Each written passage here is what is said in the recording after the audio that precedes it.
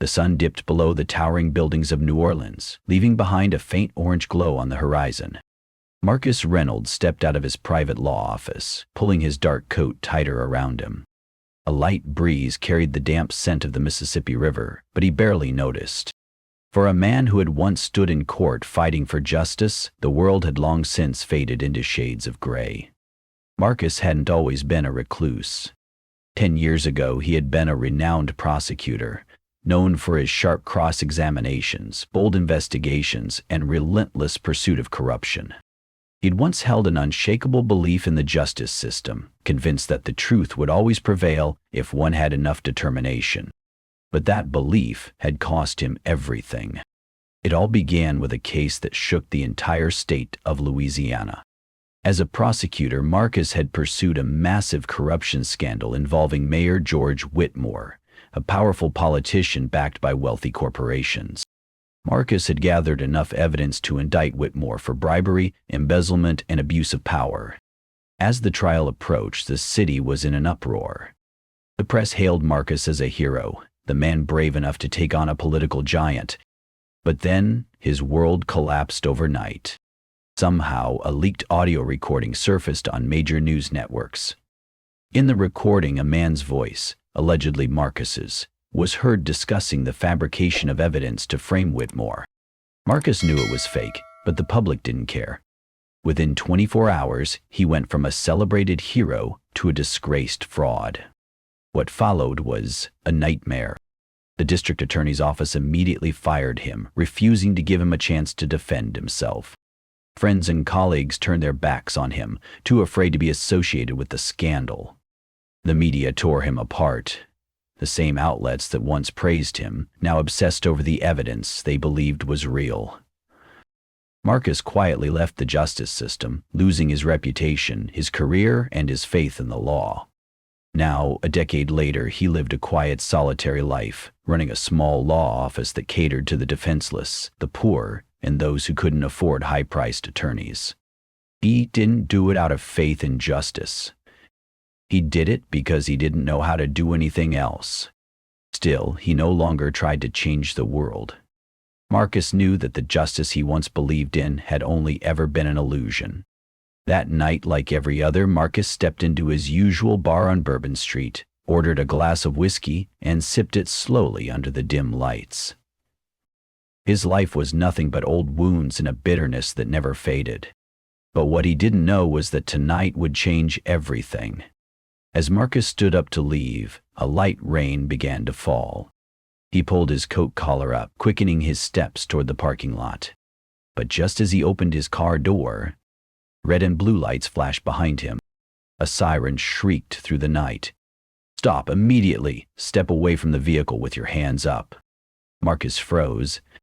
He turned slowly, his dark eyes narrowing against the drizzle.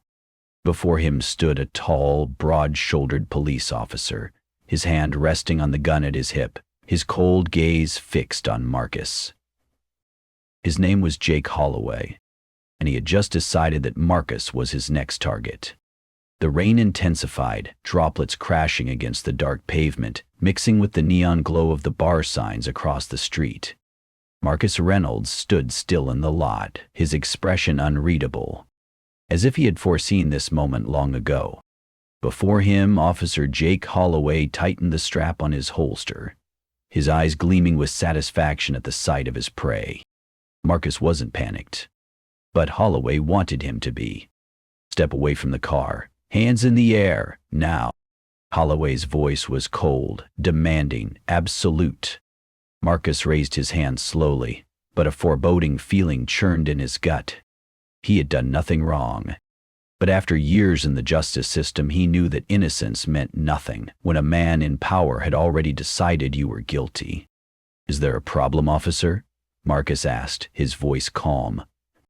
Holloway didn't respond immediately. Instead, he stepped closer, his eyes sweeping over Marcus's dark suit, pausing on the gold attorney badge clipped to his chest pocket. A slow smirk curled on Holloway's lips. "Ah, a lawyer. Funny, I almost mistook you for just another stray." Marcus didn't flinch. He had encountered men like Holloway hundreds of times, cops who believe the badge on their chest was a license to do whatever they pleased. I'd like to know why I'm being stopped. Holloway narrowed his eyes. He didn't like the way Marcus wasn't afraid. We received a report about someone matching your description, engaging in suspicious activity in this area. Marcus raised an eyebrow. Suspicious activity? Care to be more specific? Holloway smirked. Why so many questions, counselor? Only people with something to hide get nervous, don't they? A slow, simmering anger stirred inside Marcus, but he forced himself to stay calm. I have the right to know why I'm being stopped. For a brief moment, Holloway's expression shifted. He didn't need another reason. His mind was already made up. Turn around. I'm going to search you. Marcus knew he had the right to refuse, but he also knew that if he did, Holloway would only escalate. And just as he expected, the moment he turned, a blunt force smashed into the back of his head. Everything went black. When Marcus regained consciousness, pain pulsed through his skull. The icy coldness of the filthy cement floor sent a shiver down his spine. He tried to move, but his hands were cuffed behind his back. His legs were bound to a chair. This wasn't a standard holding cell. This was somewhere worse. Footsteps echoed through the darkness. A metal door creaked open, flooding the room with harsh light from the hallway. Holloway stepped in, flanked by two other officers. Awake already? Holloway chuckled, stepping closer. Marcus glared at him, disgust curling in his chest. What do you want? Holloway didn't answer right away. Instead, he slowly crouched down, bringing his face inches from Marcus's, and whispered, Do you remember what people like you did to us? Marcus remained silent, but Holloway continued. Years ago, you stood in court, pointing fingers at cops like me, accusing us of corruption, abuse of power. You thought you were bringing justice? Holloway's voice dropped lower, laced with venom. You were nothing but a parasite, a disgrace, weakening the very people who actually protect this city. Marcus let out a dry, humorless chuckle. No, protect or cover for each other. The words immediately set Holloway off. His fist drove hard into Marcus's stomach, making him double over, coughing violently. Listen to me, you piece of trash, Holloway growled. I'm gonna make you regret ever thinking you could change this system. One of the other officers stepped forward, holding up a small plastic bag filled with white powder. Found this evidence in his car. Marcus closed his eyes. He had already known this was coming. They had decided he was guilty long before this moment, and now they just needed an excuse to officially destroy him. So this is your game? Fabricating drug possession charges? Holloway smirked. No, counselor, we're just following protocol. He leaned in closer, his grin widening. And once this goes public, everyone will believe you are just another dirty criminal, no different from the scum you used to defend. A wave of hopelessness crept into Marcus. 10 years ago, he had lost everything because of a conspiracy. And now, history was repeating itself. But this time, he might not get the chance to fight back. That night dragged on like an endless nightmare. Marcus was beaten, humiliated, degraded by the very men who were supposed to uphold justice. They poured water over him, kicked him in the stomach every time he tried to lift his head. They laughed, mocked him, called him a dog of the system, one that had now been swallowed whole by it. They threatened that if he didn't confess, they would find even worse things in his apartment, evidence that would be enough to put him away for decades. Everything he had once believed in was now shattered before his eyes. But in the midst of pain, in the depth of darkness, Marcus knew one thing. If he gave in now, there would be no one left to stand up for him. He had to find a way to survive. He had to find a way to fight back, even if only a sliver of hope remained. He would not let them bury him forever. Pain radiated through his body. Every breath felt like invisible blades slicing into his chest. The cold, damp air of the holding cell clung to his skin, the dim light from the flickering overhead bulb making the room feel even more suffocating. He had lost track of time. Maybe hours, maybe a whole day. But none of that mattered. What mattered was Holloway and his men had won. Marcus was no longer a respected attorney. He was just another battered, broken man, locked away in a stench-filled room, waiting for a conviction that had already been decided. He closed his eyes, letting the pain wash over him. Was this how his story ended? A man who had once fought for justice, now a victim of the very system he had once defended? A loud metallic scrape interrupted his thoughts. The cell door slid open. "Get up, Reynolds." A low, rough voice broke the silence. A young officer stood in the doorway, his face still youthful, but his eyes hardened by experience. Marcus slowly opened his eyes. "Come to rough me up some more?" he asked, his voice dry, brittle. The officer didn't answer right away. He glanced down the hallway, checking for eavesdroppers. Then he stepped inside and slammed the door shut behind him. "I don't have much time," he whispered. "You need to listen to me and do exactly as I say."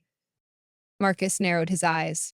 For the first time since his arrest, a flicker of doubt surfaced in his mind. This man wasn't like Holloway's men. "Who are you?" The officer took a deep breath, then spoke in the lowest voice possible. "My name is Daniel Parker. I saw what they did to you. I can't let this continue." Marcus lifted his head. Someone inside the system wanted to help him? "Do you even know what you're doing?" Marcus asked, his voice carrying both skepticism and the faintest glimmer of hope. Parker nodded firmly. "I do. I've ignored too much. I've watched too many innocent people get crushed by this system, but this time, I'm not standing by." A strange warmth stirred inside Marcus.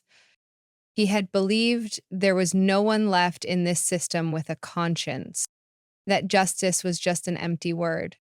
But now, in the darkest depths of hell, someone was reaching out a hand to save him. What's your plan?" Parker glanced around once more, then pulled out a small key from his pocket. "I'm getting you out of here." Marcus almost laughed. "Are you insane? You can't just unlock the door and walk me out." "I know." Parker nodded, his gaze unwavering. "But I have evidence, and I know how to use it." Marcus's breath caught for a moment. "What evidence?" Parker stepped closer, lowering his voice even more. "Security cameras. They thought they turned them off, but I secretly reactivated the recording system from a separate server. I have footage of everything Holloway and his men did to you." Marcus felt his heartbeat quicken. They don't know." Parker shook his head. "No, and if I can send this footage to the right people in time, you'll have a chance to expose everything." Marcus clenched his fists. There was a chance, a way out, but was it worth Parker risking his career, his life, for this? "Why are you doing this?" Marcus asked. Parker looked at him, exhaustion weighing heavy in his eyes. "Because I refuse to become one of them." Parker quickly unlocked Marcus's cuffs, pulling him to his feet. Every step sent a fresh wave of pain through Marcus's body, but he gritted his teeth and endured. He couldn't collapse now. "The only way out is through the back exit," Parker said. "I'll create a distraction long enough for you to get away. Do you have someone you trust outside?" One name immediately came to Marcus's mind. David Harris, an old friend, a former colleague who had fought alongside him in the legal system. "Yes, I know exactly where to go." Parker nodded. "Good, but you need to promise me one thing." Marcus met his gaze. "What?" Parker gripped his shoulder tightly. "Don't let them get away with this. Do what you've always done. Fight for justice." A wave of emotion surged through Marcus. For the first time in years, he felt his faith returning. "I promise." Parker smiled, then swiftly pushed open the door. "Go, now." Marcus stepped out of the cell, his heartbeat pounding in his chest. He knew Holloway and his men wouldn't let him escape easily. But now he wasn't alone anymore. This nightmare was about to end. Walking out of the detention center, Marcus Reynolds didn't rush. He knew this wasn't the end. It was only the beginning of a battle far more brutal than before. Parker had given him a chance, but he had to execute it perfectly. There was no room for mistakes. Under the dim glow of the streetlights, Marcus pulled up his coat collar, blending into the crowd to avoid prying eyes. In his coat pocket, he carried a USB drive, the only piece of evidence that could clear his name and expose Holloway's crimes. His destination, David Harris, his old friend, a brilliant attorney, and the only person he trusted. When Marcus reached David's apartment, he knocked 3 times in a familiar rhythm. Seconds later, the door swung open, revealing David's face, tired but still sharp-eyed as ever. Jesus, Marcus. They said you were arrested. I've been trying to. I don't have time for explanations. Marcus cut him off. He pulled a USB from his pocket and placed it on the table. This is going to change everything. David's eyes flickered between the USB and Marcus, his expression cautious. What's on it? Proof. Marcus spoke slowly, his voice tinged with restrained fury. Everything Holloway and his men did to me. I need you to help me bring it to light. David remained silent for a moment. Then, without hesitation, he plugged the USB into his laptop.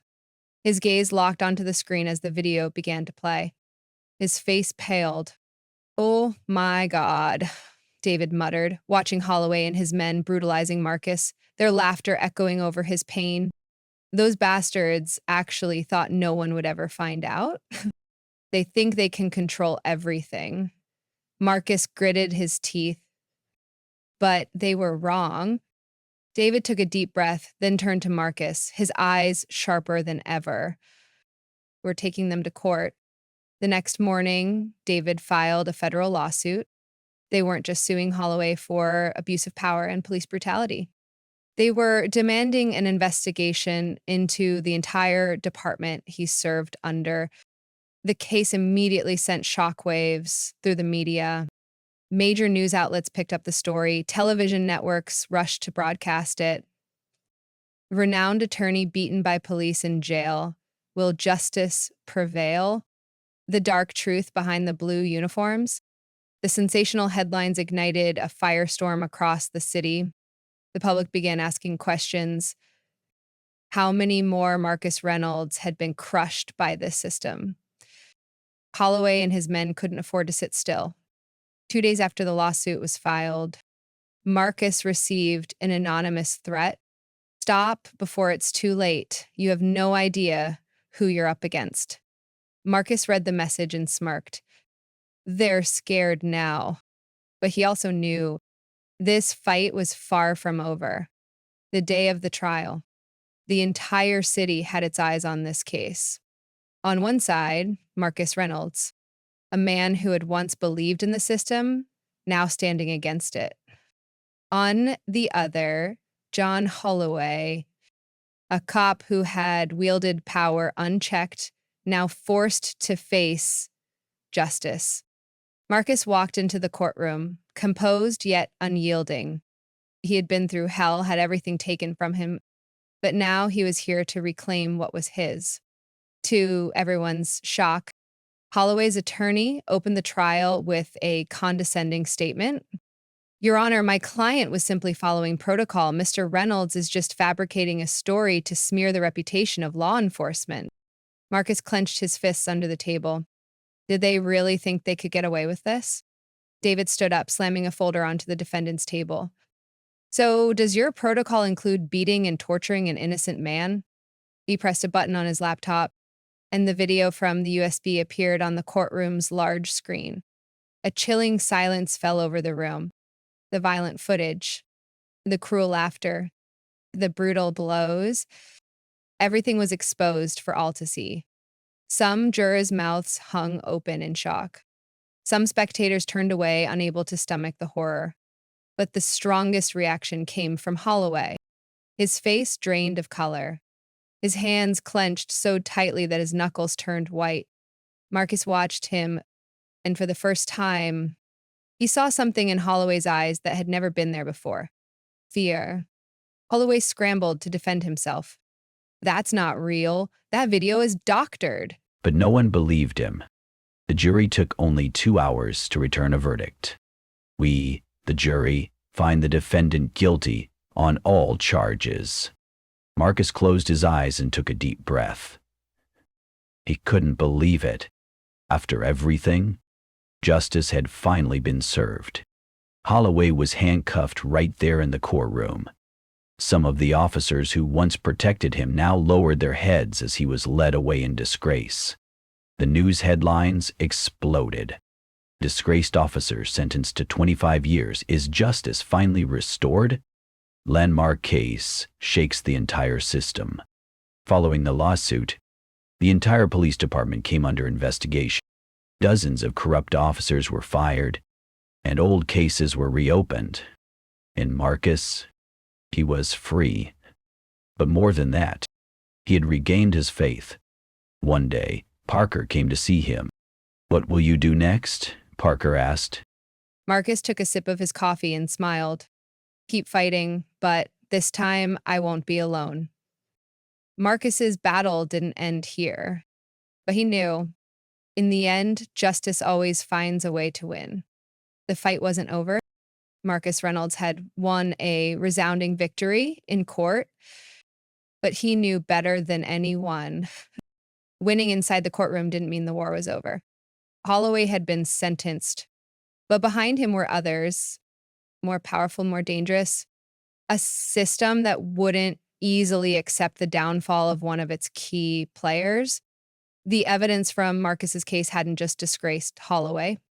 It had threatened an entire corrupt system. High-ranking officers, powerful figures, those who had covered up countless crimes. They wouldn't just sit back. And Marcus knew. He was now in their crosshairs. In the days following the trial, Marcus received more threats than ever. They were no longer vague warnings. These were promises of blood. "We'll make you regret ever touching this. Don't think winning in court means you're safe. Look over your shoulder, Reynolds."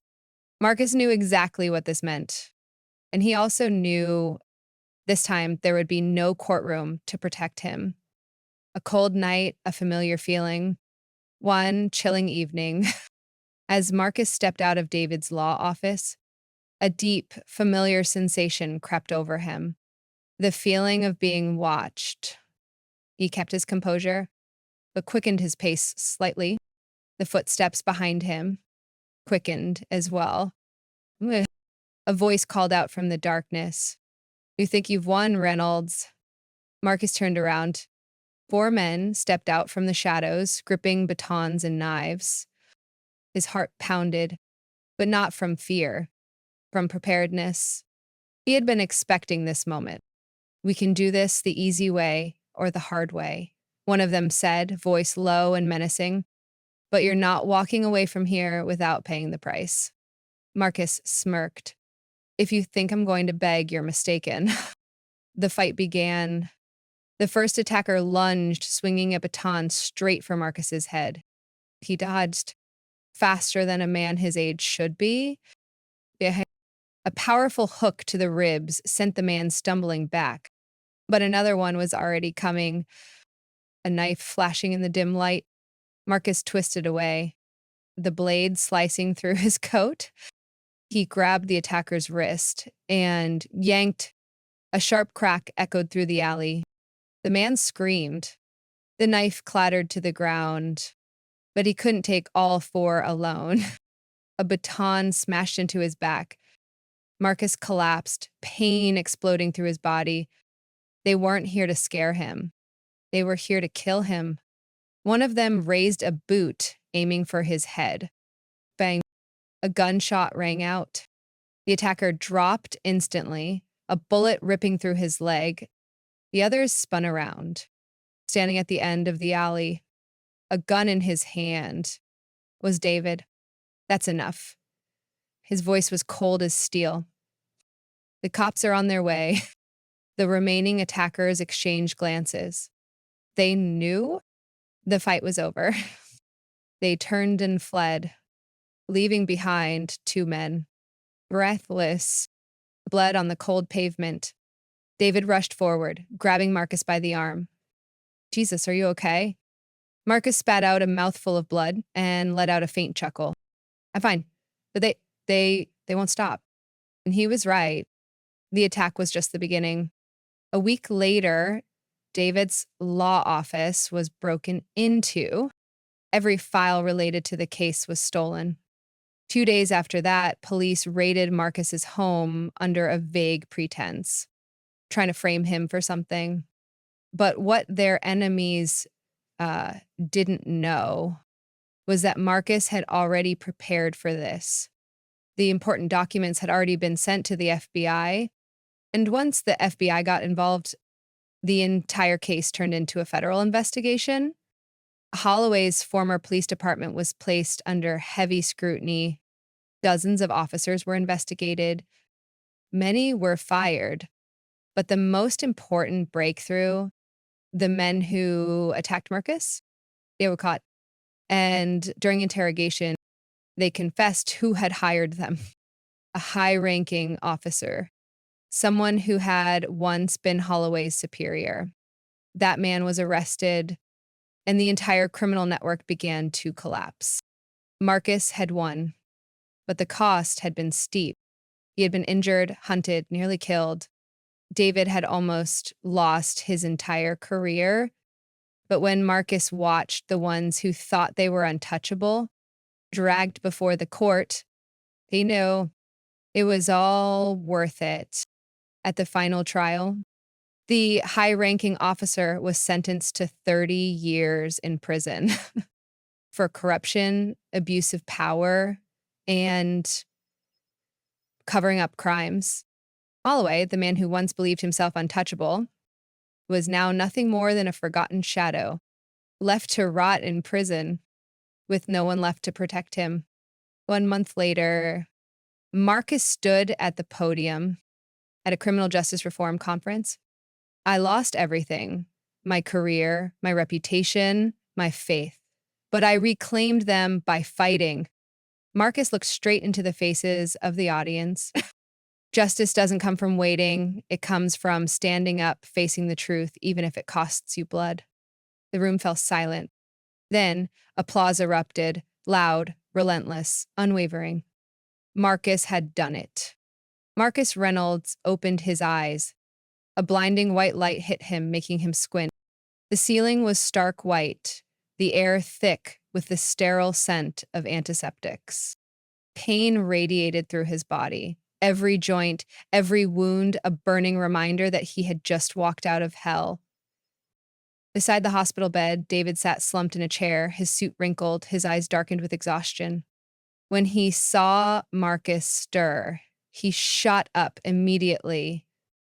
Marcus, God, you're finally awake. Marcus tried to move, but a sharp pain coursed through him, making him wince.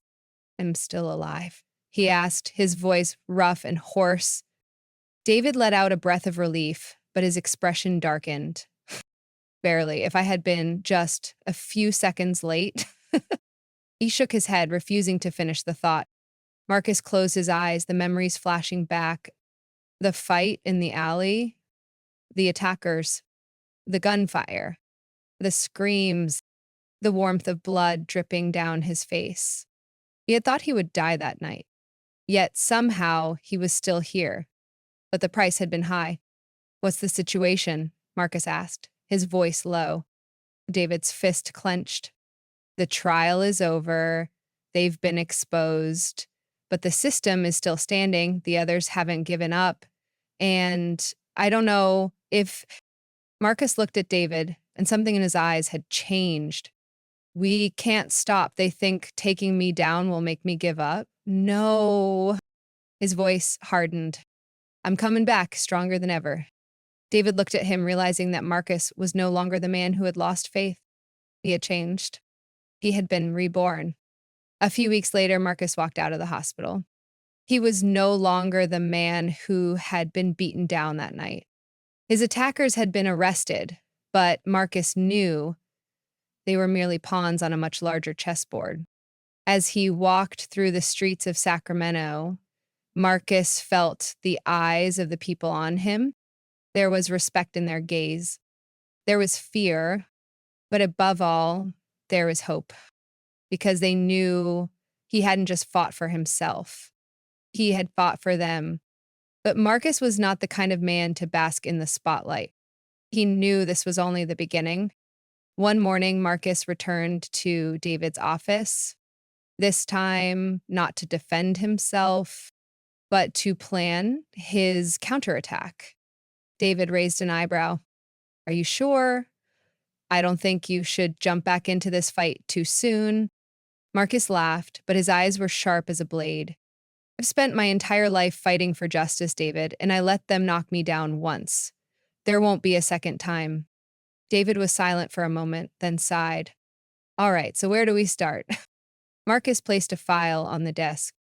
Named the ones who had protected Holloway, the ones still lurking in the shadows. We start with them. David stared at him, then smirked. You really don't know what fear is, do you? Marcus smirked back. I already died once, David. Now I have nothing left to lose. 1 month later, a major conference was held in Sacramento, focusing on judicial reform. On stage stood politicians, high-ranking officers, people in power, and among them, Marcus Reynolds stepped forward. The auditorium fell silent. Everyone knew who he was. They knew his story, and they were waiting to hear what he had to say. Marcus stood there, his eyes sweeping over the crowd. I once believed that justice could only come from this system, but I was wrong. The system is not perfect. It is exploited. It is manipulated. But if there is one thing I have learned, it is this. Justice does not come from those in power. It comes from those who refuse to accept injustice. A wave of applause broke out, but he wasn't finished yet. I was beaten down, threatened, tortured. I almost lost my life. But if they thought that was enough to silence me, then they made the biggest mistake of their lives. He stared straight into the crowd, his voice turning cold. Look at me carefully. I'm still here. I will keep fighting. I will not stop, no matter who stands in my way. This time, the applause was no longer just applause. It was the roar of a storm. People stood up. Journalists scribbled furiously. A shift was happening. Marcus was back. And this time, nothing could stop him. In the months that followed, multiple investigations were launched. The Sacramento police chief was fired and investigated for covering up crimes. Several high-ranking officers were removed from their positions. Those who had once believed they could manipulate justice now had to face it. And all of it started because of Marcus Reynolds. 1 year later, Marcus stood on the shores of California, watching the sunset. The wind blew through his graying hair. He remembered everything. From the moment he was beaten down to the moment he stood back up, fought, and won. David walked up beside him. So, what's next? David asked. Marcus smiled, but in his eyes the fire was still burning. Next, we keep fighting until no one believes they can stand above the law. David laughed, shaking his head. Well then, warrior, welcome back. Marcus looked out toward the horizon. The warrior had returned, and this time nothing could stop him. The story of Marcus Reynolds, more than just one man's battle. Marcus Reynolds' story is not just about personal loss, pain, and redemption. It is a powerful reminder of the value of justice and the responsibility of every person in society. What he endured, abuse of power, brutality, false accusations, is not just the story of one man. It is the story of millions. In our world today, we still see wrongful arrests, abuse of authority, and innocent people turned into victims simply because the system has become too comfortable with silence? How many have been unjustly detained? How many have been attacked simply for asking questions? How many truths have been buried because no one dared to speak up? But the most important lesson Marcus' story teaches us is this: justice does not come on its own, it must be fought for. If Marcus had chosen to stay silent, to accept defeat, he would have been just another forgotten victim, swallowed by corruption. But he stood up, he fought back, and he turned his story into a beacon of truth. And now the question is yours to answer. We, the people living in this modern society, do we dare to do the same? Will we speak up when we see someone being treated unfairly? Will we resist when the truth is being distorted? Or will we simply stand by, accepting injustice as just another part of life? And the real question is, if you were Marcus, if you were the one being mistreated, or if you witnessed injustice happening right before your eyes, would you stay silent? Or would you stand up and fight for what is right? The answer is yours to decide. Justice is not a distant dream. It is something we must protect every single day. And sometimes, all it takes is one person willing to stand up, to change an entire system,